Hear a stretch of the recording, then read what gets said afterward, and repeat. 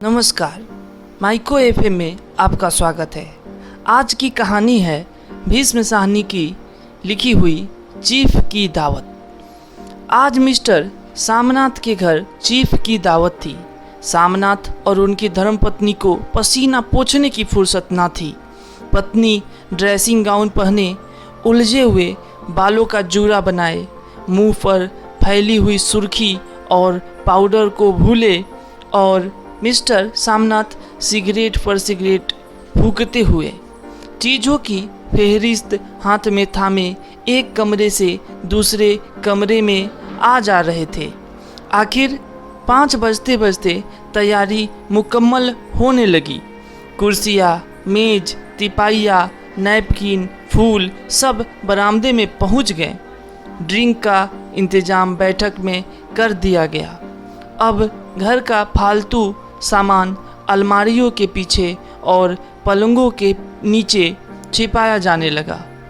तभी सामनाथ के सामने सहसा एक अड़चन खड़ी हो गई। माँ का क्या होगा? इस बात की ओर ना उनका और ना उनकी कुशल गृहिणी का ध्यान गया था।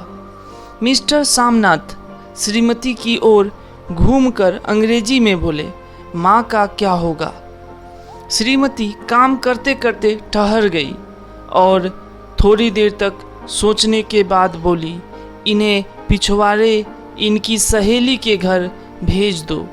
रात भर बेशक वहीं रहे, कल आ जाए। सामनाथ सिगरेट मुंह में रखे सिकुड़ी आंखों से श्रीमती के चेहरे की ओर देखते हुए पल भर सोचते रहे। फिर सिर हिलाकर बोले, नहीं, मैं नहीं चाहता कि उस बुढ़िया का आना जाना यहाँ फिर से शुरू हो। पहले ही बड़ी मुश्किल से बंद किया था। माँ से कहें कि जल्दी ही खाना खा के शाम को ही अपनी कोठरी में चली जाएं। मेहमान कहीं 8 बजे आएंगे, इससे पहले ही अपने काम से निपट ले। सुझाव ठीक था, दोनों को पसंद आया, मगर फिर सहसा श्रीमती बोल उठी। जो वह सो गई और नींद में खर्राटे लेने लगी तो साथ ही तो बरामदा है जहाँ लोग खाना खाएंगे, तो इन्हें कह देंगे कि अंदर से दरवाज़ा बंद कर ले, मैं बाहर से ताला लगा दूंगा।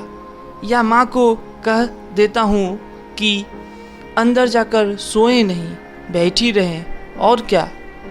और जो सो गई तो डिनर का क्या मालूम कब तक चले? 11 बजे तक तो तुम ड्रिंक ही करते रहते हो।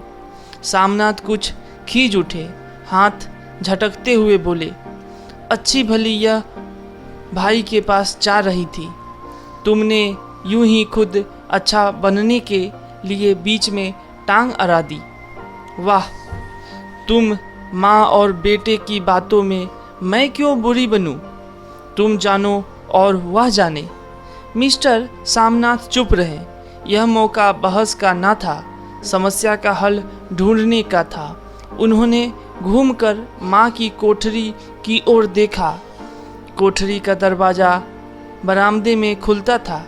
बरामदे की ओर देखते हुए झट से बोले, मैंने सोच लिया है, और उन्हीं कदमों से माँ की कोठरी के बाहर जा खड़े हुए। माँ दीवार के साथ एक चौकी पर बैठी, दुपट्टे में सिर मुंह लपेटे माला जप रही थी। सुबह से तैयारी होती देखते हुए माँ का भी दिल धड़क रहा था। बेटे के दफ्तर का बड़ा साहब घर पर आ रहा है, सारा काम सुबीते से चल जाए। माँ, आज तुम खाना जल्दी खा लेना, मेहमान लोग 7:30 बजे आ जाएंगे। माँ ने धीरे से मुंह पर से दुपट्टा हटाया और बेटे को देखते हुए कहा, आज मुझे खाना नहीं खाना है बेटा, तुम जानते हो मांस मछली बने तो मैं कुछ नहीं खाती। जैसे भी हो अपने काम से जल्दी निपट लेना। अच्छा बेटा। और माँ, हम लोग पहले बैठक में बैठेंगे, उतनी देर तुम यहाँ बरामदे में बैठना। फिर जब हम यहाँ आ जाएं तो तुम गुसल खाने के रास्ते बैठक में चली जाना। माँ अवाक बेटे का चेहरा देखने लगी, फिर धीरे से बोली, अच्छा बेटा। और माँ, आज जल्दी सो नहीं जाना, तुम्हारे खर्राटों की आवाज़ दूर तक जाती है। माँ लज्जित सी आवाज़ में बोली, क्या करूँ बेटा, मेरे बस की बात नहीं है। जब से बीमारी से उठी हूँ, नाक से सांस नहीं ले सकती। मिस्टर सामनाथ ने इंतज़ाम तो कर दिया, फिर भी उनकी उधेड़ बुन खत्म नहीं हुई। जो चीफ अचानक उधर आ निकला तो 8-10 मेहमान होंगे, देसी अफसर, उनकी स्त्रियां होंगी। कोई भी गुसल खाने की तरफ जा सकता है। क्षोभ और क्रोध में वह फिर झुझलाने लगे। एक कुर्सी को उठाकर बरामदे में कोठरी के बाहर रखते हुए बोले, आओ माँ, इस पर जरा बैठो तो। माँ माला संभालती, पल्ला ठीक करती उठी और धीरे से कुर्सी पर आकर बैठ गई। यूँ नहीं माँ, टांगे ऊपर चढ़ाकर नहीं बैठते, यह खाट नहीं है। माँ ने टांगे नीचे उतार ली और खुदा के वास्ते नंगे पाँव नहीं घूमना, ना ही वह खराऊं पहनकर सामने आना। किसी दिन तुम्हारी वह खराऊं उठाकर मैं बाहर फेंक दूंगा। माँ चुप रही। कपड़े कौन से पहनोगी माँ? जो है वही पहनूंगी बेटा, जो कहो पहन लूँ। मिस्टर सामनाथ सिगरेट मुंह में रखे, फिर अधकुली आंखों से माँ की ओर देखने लगे और माँ के कपड़ों की सोचने लगे। सामनाथ हर बात में तरतीब चाहते थे। घर का सब संचालन उनके अपने हाथ में था।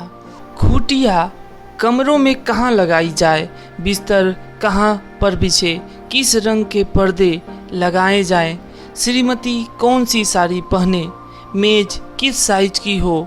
सामनाथ को चिंता थी कि अगर चीफ का साक्षात माँ से हो गया तो कहीं लज्जित ना होना पड़े। माँ को सिर से पांव तक देखते हुए बोले, तुम सफ़ेद कमीज और सफ़ेद सलवार पहन लो माँ, पहन के आओ तो जरा देखूं। माँ धीरे से उठी और अपनी कोठरी में कपड़े पहनने चली गई। यह माँ का झमेला ही रहेगा। उन्होंने फिर अंग्रेजी में अपनी स्त्री से कहा, कोई ढंग की बात हो तो भी कोई कहे, अगर कहीं कोई उल्टी सीधी बात हो गई, चीफ को बुरा लगा तो सारा मज़ा जाता रहेगा। माँ सफ़ेद कमीज और सफ़ेद सलवार पहनकर बाहर निकली। छोटा सा कद, सफ़ेद कपड़ों में लिपटा छोटा सा सूखा हुआ शरीर, धुंधली आंखें, केवल सिर के आधे झरे हुए बाल पल्ले की ओट में छिप पाए थे। पहले से कुछ ही कम कुरूप नज़र आ रही थी। चलो ठीक है, कोई चूड़िया उड़िया हो तो वह भी पहन लो, कोई हर्ज नहीं। चूड़िया कहाँ से लाऊं बेटा, तुम तो जानते हो सब जेवर तुम्हारी पढ़ाई में बिक गए। यह वाक्य सामनाथ को तीर की तरह लगा। तिनक कर बोला, यह कौन सा राग छेड़ दिया माँ, सीधा कह दो नहीं है जेवर बस। इससे पढ़ाई वढ़ाई का क्या ताल्लुक है? जो जेवर बिका तो कुछ बनकर ही आया है, नीरा तो नहीं लौट आया। जितना दिया था उससे दुगुना ले लेना। मेरी जीभ जल जाए बेटा, तुमसे जेवर लूँगी? मेरे मुंह से यूं ही निकल गया, जो होते तो लाख बार पहनती। 5:30 बज चुके थे। अभी मिस्टर सामनाथ को खुद भी नहा धोकर तैयार होना था। श्रीमती कब की अपने कमरे में जा चुकी थी। सामनाथ जाते ही एक बार फिर माँ को हिदायत करते गए, माँ रोज की तरह गुमसुम बन के नहीं बैठी रहना। अगर साहब इधर आ निकले और कोई बात पूछे तो ठीक तरह से बात का जवाब देना। मैं ना पढ़ी ना लिखी बेटा, मैं क्या बात करूँगी। तुम कह देना माँ अनपढ़ है, कुछ जानती समझती नहीं, वह नहीं पूछेगा। 7 बजते बजते माँ का दिल धक धक करने लगा। अगर चीफ सामने आ गया और उसने कुछ पूछा तो वह क्या जवाब देगी। अंग्रेज को तो दूर से ही देखकर वह घबरा उठती थी। यह तो अमरीकी है, ना मालूम क्या पूछे, मैं क्या कहूँगी। माँ का जी चाहा कि चुपचाप पिछवाड़े विधवा सहेली के घर चली जाए, मगर बेटे के हुक्म को कैसे टाल सकती थी। चुपचाप कुर्सी पर से टांग लटकाए वहीं बैठी रही। एक कामयाब पार्टी वह है जिसमें ड्रिंक कामयाबी से चल जाए। सामनाथ की पार्टी सफलता के शिखर चूमने लगी। वार्तालाप उसी रौ में बह रहा था जिस रौ में गिलास भरे जा रहे थे। कहीं कोई रुकावट ना थी, कोई अड़चन ना थी। साहब को विस्की पसंद आई थी, मेम साहब को पर्दे पसंद आए थे, सोफ़ा कवर का डिज़ाइन पसंद आया था, कमरे की सजावट पसंद आई थी। इससे बढ़कर क्या चाहिए। साहब तो ड्रिंक के दूसरे दौर में ही चुटकुले और कहानियाँ कहने लग गए थे। दफ्तर में जितना रोब रखते थे, यहाँ पर उतने ही दोस्त परवर हो रहे थे। और उनकी स्त्री काला गाउन पहने, गले में सफ़ेद मोतियों का हार, सेंट और पाउडर की महक से ओत प्रोत कमरे में बैठी सभी देसी स्त्रियों की आराधना का केंद्र बनी हुई थी। बात बात पर हंसती, बात बात पर सिर हिलाती और सामनाथ की स्त्री से तो ऐसे बातें कर रही थी जैसे उनकी पुरानी सहेली हो। और इसी रौ में पीते पिलाते 10:30 बज गए। वक्त का गुजरना पता ही ना चला। आखिर सब लोग अपने अपने गिलासों में से आखिरी घूंट पीकर खाना खाने के लिए उठे और बैठक से बाहर निकले। आगे आगे सामनाथ रास्ता दिखाते हुए, पीछे चीफ और दूसरे मेहमान। बरामदे में पहुंचते ही सामनाथ सहसा ठिठक गए। जो दृश्य उन्होंने देखा उससे उनकी टांगें लड़खड़ा गई और क्षण भर में सारा नशा हिरन होने लगा। बरामदे में एन कोठरी के बाहर माँ अपनी कुर्सी पर ज्यों की त्यों बैठी थी, मगर दोनों पांव कुर्सी की सीट पर रखे हुए और सिर दाएं से बाएं और बाएं से दाएं झूल रहा था और मुंह में से लगातार गहरे खर्राटों की आवाज़ें आ रही थी। जब सिर कुछ देर के लिए टेढ़ा होकर एक तरफ को थम जाता तो खर्राटे और भी गहरे हो उठते और फिर जब झटके से नींद टूटती तो सिर फिर दाएं से बाएं झूलने लगता। पल्ला सिर पर से खिसक आया था और माँ के झरे हुए बाल आधे गंजे सिर पर अस्त व्यस्त बिखर रहे थे। देखते ही सामनाथ क्रुद्ध हो उठे। जी चाहा कि माँ को धक्का देकर उठा दे और उन्हें कोठरी में धकेल दे, मगर ऐसा करना संभव न था। चीफ और बाकी मेहमान पास खड़े थे। माँ को देखते ही देसी अफसरों की कुछ स्त्रियां हंस दी और इतने में चीफ ने धीरे से कहा, पुअर डियर। माँ हड़बड़ा के उठ बैठी। सामने खड़े इतने लोगों को देखकर ऐसी घबराई कि कुछ कहते ना बना। झट से पल्ला सिर पर रखती हुई खड़ी हो गई और जमीन को देखने लगी। उनके पांव लड़खड़ाने लगे और हाथों की उंगलियां थर-थर कांपने लगी। माँ, तुम जाके सो जाओ। तुम क्यों इतनी देर तक जाग रही थी? और खिसियाई हुई नज़रों से सामनाथ चीफ के मुंह की ओर देखने लगे। चीफ के चेहरे पर मुस्कुराहट थी। वह वहीं खड़े खड़े बोले, नमस्ते। माँ ने झिझकते हुए अपने में सिमटते हुए दोनों हाथ जोड़े, मगर एक हाथ दुपट्टे के अंदर माला को पकड़े हुए था, दूसरा बाहर। ठीक तरह से नमस्ते भी ना कर पाई। सामनाथ इस पर भी खिन्न हो उठे। इतने में चीफ ने अपना दायां हाथ मिलाने के लिए माँ के आगे किया। माँ और भी घबरा उठी। माँ, हाथ मिलाओ। पर हाथ कैसे मिलाती? दाएं हाथ में तो माला थी।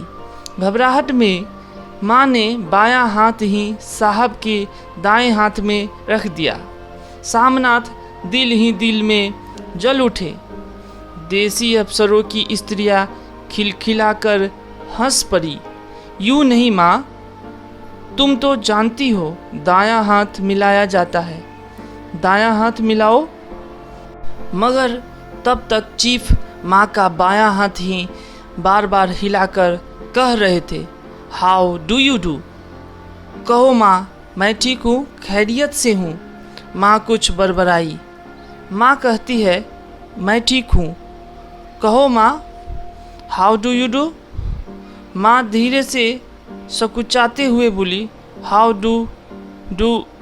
फिर एक बार फिर कहा उठा। वातावरण हल्का होने लगा। साहब ने स्थिति संभाल ली थी। लोग हंसने चहकने लगे थे। सामनाथ के मन का क्षोभ भी कुछ कम होने लगा था। साहब अपने हाथ में माँ का हाथ अब भी पकड़े हुए थे और माँ सिकुड़ी जा रही थी। साहब के मुंह से शराब की बू आ रही थी। सामनाथ अंग्रेजी में बोले, मेरी माँ गांव की रहने वाली है, उम्र भर गांव में रही है, इसलिए आपसे लजाती है। साहब इस पर खुश नजर आए। बोले, सच? मुझे गांव के लोग बहुत पसंद है। तब तो तुम्हारी माँ गांव के गीत और नाच भी जानती होगी। चीफ खुशी से सिर हिलाते हुए माँ को टिकटिकी बांधे देखने लगे। माँ, साहब कहते हैं कोई गाना सुनाओ, कोई पुराना गीत। तुम्हें तो कितने ही याद होंगे। माँ धीरे से बोली, मैं क्या गाऊंगी बेटा, मैंने कब गाया है। वाह माँ, मेहमान का कहा भी कोई टालता है। साहब ने इतनी रीझ से कहा है, नहीं गाओगी तो साहब बुरा मानेंगे। मैं क्या गाऊं बेटा, मुझे क्या आता है। वाह, कोई बढ़िया टप्पे सुना दो, 2 पत्तर अनारा दे। देसी अफसर और उनकी स्त्रियों ने इस सुझाव पर तालियां पीटी। माँ कभी दीन दृष्टि से बेटे के चेहरे को देखती, कभी पास खड़ी बहू के चेहरे को। इतने में बेटे ने गंभीर आदेश भरे लहजे में कहा, माँ। इसके बाद हाँ या ना का सवाल ही ना उठता था। माँ बैठ गई और क्षीण दुर्बल लरजती आवाज़ में एक पुराना विवाह का गीत गाने लगी। हरिया नी माए, हरिया नी बहने, हरिया ते भागी भरिया है।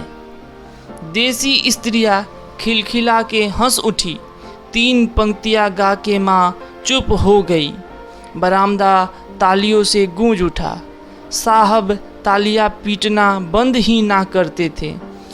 सामनाथ की खीज प्रसन्नता और गर्व में बदल उठी थी। माँ ने पार्टी में नया रंग भर दिया था। तालियां थमने पर साहब बोले, पंजाब के गांवों की दस्तकारी क्या है। सामनाथ खुशी से झूम रहे थे। बोले, ओ बहुत कुछ साहब, मैं आपको एक सेट उन चीज़ों का भेंट करूँगा, आप उन्हें देखकर खुश होंगे। मगर साहब ने सिर हिलाकर अंग्रेजी में फिर पूछा, नहीं, मैं दुकानों की चीज़ नहीं मांगता। पंजाबियों के घरों में क्या बनता है, औरतें खुद क्या बनाती हैं? सामनाथ कुछ सोचते हुए बोले, लड़कियां गुड़िया बनाती है, औरतें फुलकारियाँ बनाती है। फुलकारी क्या है? सामनाथ फुलकारी का मतलब समझाने की असफल चेष्टा करने के बाद माँ को बोले, क्यों माँ, कोई पुरानी फुलकारी घर में है? माँ चुपचाप अंदर गई और अपनी पुरानी फुलकारी उठा लाई। साहब बड़ी रुचि से फुलकारी देखने लगे। पुरानी फुलकारी थी, जगह जगह से उसके तागे टूट रहे थे और कपड़ा फटने लगा था। साहब की रुचि को देखकर सामनाथ बोले, यह फटी हुई है साहब, मैं आपको नई बनवा दूंगा। माँ बना देगी। क्यों माँ, साहब को फुलकारी बहुत पसंद है, इन्हें ऐसी ही फुलकारी बना दोगी ना? माँ चुप रही, फिर डरते डरते धीरे से बोली, अब मेरी नज़र कहाँ है बेटा, बूढ़ी आंखें क्या देखेगी? मगर माँ का वाक्य बीच ही में तोड़ते हुए सामनाथ साहब को बोले, वह जरूर बना देगी, आप उसे देखकर खुश होंगे। साहब ने सिर हिलाया, धन्यवाद किया और हल्के हल्के झूमते हुए खाने की मेज की ओर बढ़ गए। बाकी मेहमान भी उनके पीछे पीछे हो लिए। जब मेहमान बैठ गए और माँ पर से सबकी आंखें हट गई तो माँ धीरे से कुर्सी पर से उठी और सबसे नज़रें बचाती हुई अपनी कोठरी में चली गई। मगर कोठरी में बैठने की देर थी कि आंखों से छल छल आंसू बहने लगे। वह दुपट्टे से बार बार उन्हें पोंछती, पर वह बार बार उमड़ आते, जैसे बरसों का बांधा तोड़कर उमड़ आए हो। माँ ने बहुतेरा दिल को समझाया, हाथ जोड़े, भगवान का नाम लिया, बेटे के चिरायु होने की प्रार्थना की, बार बार आंखें बंद की, मगर आंसू बरसात के पानी की तरह जैसे थमने में ही ना आते थे। आधी रात का वक्त होगा। मेहमान खाना खाकर एक एक करके जा चुके थे। माँ दीवार से सटकर बैठी, आंखें फाड़े दीवार को देखे जा रही थी। घर के वातावरण में तनाव ढीला पड़ चुका था। मोहल्ले की निस्तब्धता सामनाथ के घर पर भी छा चुकी थी। केवल रसोई में प्लेटों के खनकने की आवाज़ आ रही थी। तभी सहसा माँ की कोठरी का दरवाज़ा जोर से खटकने लगा। माँ, दरवाज़ा खोलो। माँ का दिल बैठ गया, हड़बड़ाकर उठ बैठी। क्या मुझसे फिर कोई भूल हो गई? माँ कितनी देर से अपने आप को कोस रही थी कि क्यों उसे नींद आ गई, क्यों वह ऊँघने लगी। क्या बेटे ने अभी तक क्षमा नहीं किया? माँ उठी और कांपते हाथों से दरवाज़ा खोल दिया। दरवाज़ा खुलते ही सामनाथ झूमते हुए आगे बढ़ आए और माँ को आलिंगन में भर लिया। ओ अम्मी, तुमने तो आज रंग ला दिया। साहब तुमसे इतना खुश हुआ कि क्या कहूँ। ओ अम्मी, माँ की छोटी सी काया सिमटकर बेटे के आलिंगन में छिप गई। माँ की आंखों में फिर आंसू आ गए। उन्हें पोंछती हुई धीरे से बोली, बेटा तुम मुझे हरिद्वार भेज दो, मैं कब से कह रही हूँ। सामनाथ का झूमना सहसा बंद हो गया और उनकी पेशानी पर फिर तनाव के बल पड़ने लगे। उनकी बाहें माँ के शरीर पर से हट आई। क्या कहा माँ, यह कौन सा राग तुमने फिर छेड़ दिया? सामनाथ का क्रोध बढ़ने लगा था। बोलते गए, तुम मुझे बदनाम करना चाहती हो ताकि दुनिया कहे कि बेटा माँ को अपने पास नहीं रख सकता। नहीं बेटा, अब तुम अपनी बहू के साथ जैसा मन चाहे रहो। मैंने अपना खा पहन लिया, अब यहाँ क्या करूँगी? जो थोड़े दिन जिंदगानी के बाकी हैं, भगवान का नाम लूँगी। तुम मुझे हरिद्वार भेज दो। तुम चली जाओगी तो फुलकारी कौन बनाएगा? साहब से तुम्हारे सामने ही फुलकारी देने का इकरार किया है। मेरी आंखें अब नहीं है बेटा जो फुलकारी बना सकूं। तुम कहीं और से बनवा लो, बनी बनाई ले लो। माँ, तुम मुझे धोखा देके यूं चली जाओगी, मेरा बनता काम बिगाड़ोगी। जानती नहीं, साहब खुश होगा तो मुझे तरक्की मिलेगी। माँ चुप हो गई, फिर बेटे के मुंह की ओर देखती हुई बोली, क्या तेरी तरक्की होगी? क्या साहब तेरी तरक्की कर देगा? क्या उसने कुछ कहा है? कहा नहीं, मगर देखती नहीं कितना खुश गया है। कहता था जब तेरी माँ फुलकारी बनाना शुरू करेगी तो मैं देखने आऊँगा कि कैसे बनाती है। जो साहब खुश हो गया तो मुझे इससे बड़ी नौकरी भी मिल सकती है। मैं बड़ा अफसर बन सकता हूँ। माँ के चेहरे का रंग बदलने लगा। धीरे धीरे उसका झुर्रियों भरा मुंह खिलने लगा। आँखों में हल्की हल्की चमक आने लगी। तो तेरी तरक्की होगी बेटा, तरक्की यूं ही हो जाएगी। साहब को खुश रखूँगा तो कुछ करेगा, वरना उसकी खिदमत करने वाले और थोड़े हैं। तो मैं बना दूंगी बेटा, जैसे बन पड़ेगा बना दूंगी। और माँ दिल ही दिल में फिर बेटे के उज्जवल भविष्य की कामनाएं करने लगी। और मिस्टर सामनाथ, अब सो जाओ माँ, कहते हुए तनिक लड़खड़ाते हुए अपने कमरे की ओर घूम गए। धन्यवाद।